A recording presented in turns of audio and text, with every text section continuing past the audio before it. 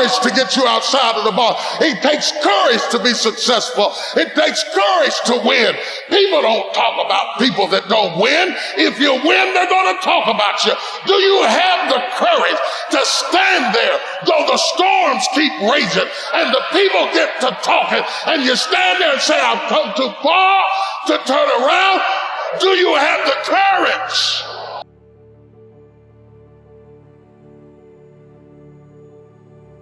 So first of all, let me assert my firm belief that the only thing we have to fear is fear itself.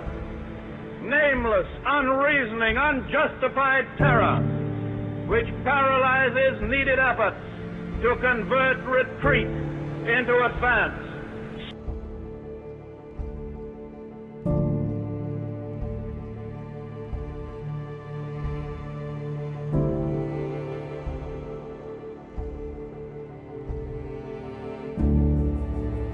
No matter how long it may take us to overcome this premeditated invasion, the American people in their righteous might will win through to absolute victory.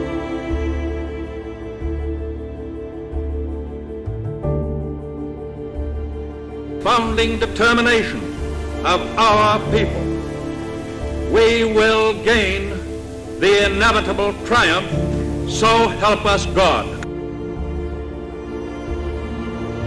We shall fight in France. We shall fight on the seas and oceans. We shall fight with growing confidence and growing strength in the air. We shall defend our island, whatever the cost may be. We shall fight on the beaches. We shall fight on the landing grounds. We shall fight in the fields and in the streets. We shall fight in the hills. We shall never surrender.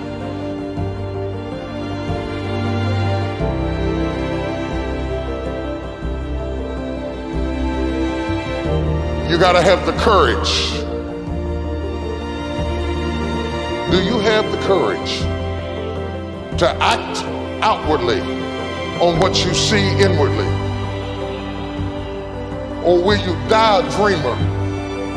Will you die on the verge and on the edge and in the land of coulda, woulda, and shoulda? Do you have the courage?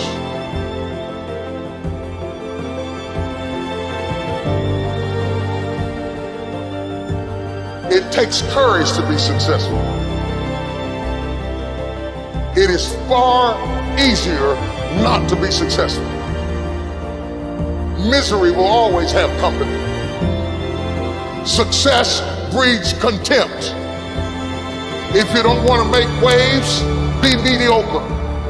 Be normal and fit in. And if you're more concerned about people than you are God, then neutralize everything He put in you. Just fit in with everybody else. Dress like them, walk like them, act like them, eat like them, go where they go, think like they think, do what they do. And once you've neutralized your uniqueness, you don't need courage. It takes courage to be different. It takes courage to go where you've never gone before.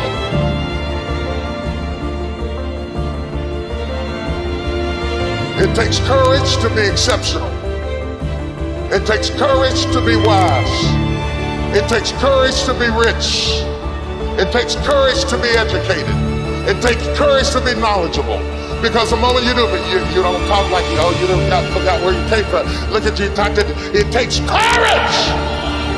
And I'm just wondering, in this weak, watered down, mediocre society that we live in today, in this reality TV world we live in today, I'm wondering if there's anybody left that's got the courage to say, after all I've been through, and all my ancestors have been through, and all my parents have been through, I didn't come through all of that just to fit in with normalcy.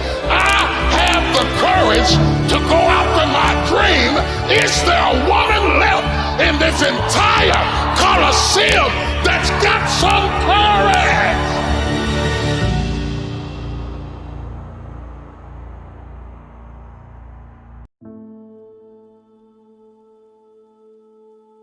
At a time when women all over the world face physical abuse, restrictions on their ability to work, own property, travel, and even have custody over their children, we need courage. At a time when the LGBT community in every continent struggles for equal rights, freedom from imprisonment, and even death, we need courage.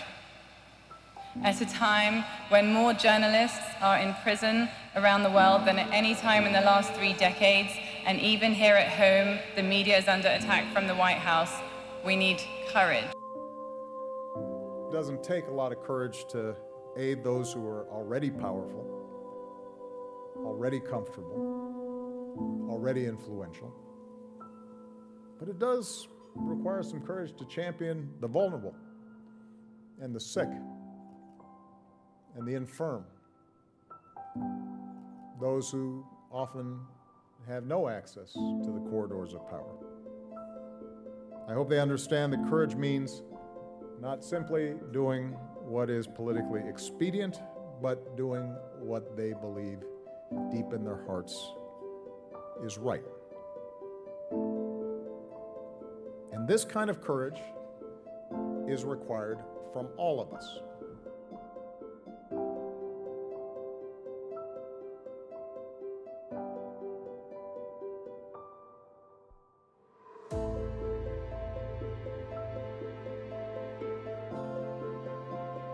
Those of us not in elected office have to show some courage. You know, we're prone to bestow the mantle of courage too easily on the prominent and the powerful, and then too eager to wrap ourselves in cynicism when they let us down because they weren't perfect.